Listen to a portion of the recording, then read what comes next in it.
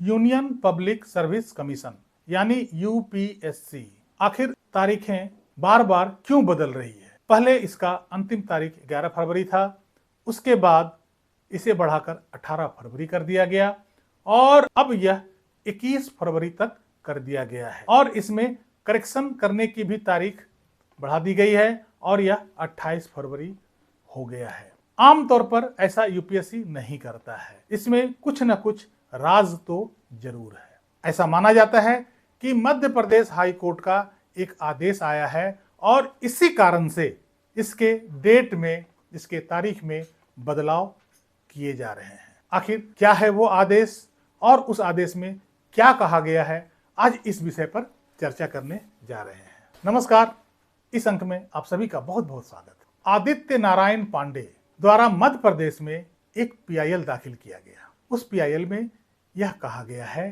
कि ईडब्ल्यूएस के अभ्यर्थियों को जो 10% का आरक्षण मिला हुआ है, उन परीक्षार्थियों के, उन अभ्यर्थियों के एज में भी रिलैक्सेशन दिया जाए और उसके अटेम्प्ट भी बढ़ाए जाए। इस आरक्षण का पूरा लाभ, प्रॉपर लाभ तभी मिल पाएगा जब इसमें एज का भी रिलैक्सेशन मिलेगा और अटेम्प्ट भी बढ़ाया जाएगा। आदित्य नारायण पांडे ने कहा कि जैसे ओबीसी वर्ग के अभ्यर्थियों को एज में छूट दी गई है और उसके अटेम्प्ट भी ज्यादा दिए गए हैं, उसी प्रकार से ईडब्ल्यूएस के अभ्यर्थियों का भी अटेम्प्ट बढ़ाया जाए और उनको एज में भी रिलैक्सेशन दिया जाए। और मध्य प्रदेश हाई कोर्ट ने यूपीएससी को निर्देश दिया कि ईडब्ल्यूएस के अभ्यर्थियों को 5 वर्ष का एज का रिलैक्सेशन दिया जाए। अभी तक यूपीएससी से कोई जवाब नहीं आया है और इस कारण इंतजार किया जा रहा है कि आखिर यूपीएससी इस पर क्या स्टैंड लेता है। इसी कारण से यूपीएससी प्रारंभिक परीक्षा के फॉर्म फिलअप की जो तारीख है वो लगातार बढ़ा रहा है, क्योंकि यदि इन विद्यार्थियों को एज रिलैक्सेशन दिया जाता है तो इसमें बहुत सारे नए विद्यार्थी जिनका एज लैप्स कर गया है वो भी एलिजिबल हो जाएंगे और उनको भी फॉर्म भरना होगा।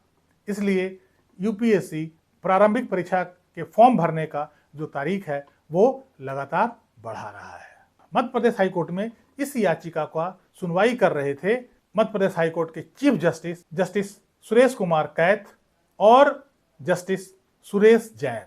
दरअसल भारत में एससी, एसटी और ओबीसी वर्ग को जो आरक्षण दिया गया है वो सामाजिक और शैक्षणिक पिछड़ापन के हिसाब से दिया गया था, लेकिन 2019 में संविधान में 103वां संशोधन किया गया और सवर्ण वर्ग के जो लोग हैं उसमें जो आर्थिक रूप से पिछड़ा हुआ है उनको भी आरक्षण देने की बात जोड़ी गई और उन्हें 10% आरक्षण दिया जाने लगा। यह आरक्षण उनके आर्थिक पिछड़ापन के चलते दिया जा रहा है। जो भी सवर्ण वर्ग के लोग हैं जो आर्थिक रूप से पिछड़े हुए हैं वो 10% के आरक्षण के हकदार होंगे।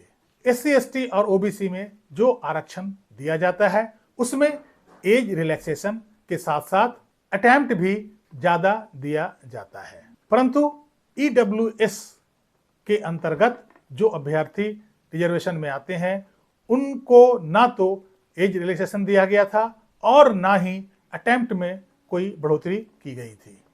ऐसे में काफी दिनों से यह आवाज उठाया जा रहा था कि अटेम्प्ट बढ़ाया जाए और एज रिलैक्सेशन दिया जाए। अभी वर्तमान में किस वर्ग को कितना अटेम्प्ट दिया गया है और एज में कितना रिलैक्सेशन दिया गया है इसकी चर्चा हम थोड़ी सी कर लेते हैं। जनरल कैटेगरी के जो लोग हैं उनका सिविल सर्विसेज के लिए जो मिनिमम उम्र है वो 21 साल, मैक्सिमम उम्र 32 साल और वो 6 अटेम्प्ट तक इस परीक्षा को दे सकते हैं।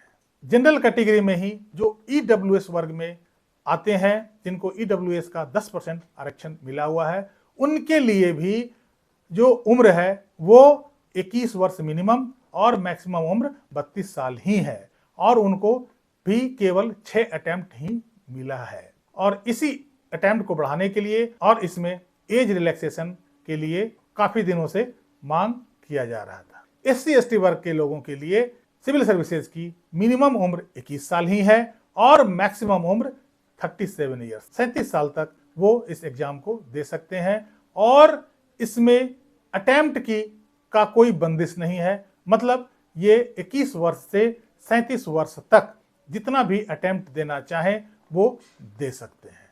ओबीसी के लिए मिनिमम उम्र 21 साल ही है और मैक्सिमम उम्र इनके लिए 35 साल है। मतलब 21 साल से 35 साल के बीच में वो सिविल सर्विसेज की परीक्षा दे सकते हैं और इनके लिए जो अटेम्प्ट निर्धारित है वो 9 अटेम्प्ट है। मतलब जनरल कैटेगरी से 3 अटेम्प्ट ज्यादा इनको मिला हुआ है। और ईडब्ल्यूएस वाले जो वर्ग के लोग हैं जिनको 10% का आरक्षण मिला हुआ है वो भी यही चाह रहे हैं कि जैसे ओबीसी वर्ग में एज रिलैक्सेशन दिया गया है और अटेम्प्ट ज्यादा दिया गया है, उसी तर्ज पर उन लोगों को भी एज में रिलैक्सेशन मिले और अटेम्प्ट भी बढ़ाया जाए। केवल तभी इस वर्ग को इस आरक्षण का लाभ मिल पाएगा। अब गेंद यूपीएससी के पाले में है। यूपीएससी की तरफ से कोई जवाब नहीं आया है। यूपीएससी आत्ममंथन कर रहा है, जल्द ही उसका कोई जवाब आ जाएगा। हालांकि कुछ ही दिन बाद हाईकोर्ट में यह मैटर फिर लगा हुआ है जिसमें यूपीएससी को अपीयर भी होना पड़ेगा। तो शायद कुछ दिनों में इसका खुलासा हो जाएगा कि यूपीएससी क्या चाहता है और इस पे कोर्ट का फिर दोबारा क्या आदेश रहता है। कैसी लगी ये जानकारी कमेंट करके जरूर बताइएगा। वीडियो को लाइक कीजिएगा, चैनल को सब्सक्राइब कीजिएगा। इस अंक में यहीं तक, मिलते हैं अगले अंक में। तब तक के लिए जय हिंद, वंदे मातरम।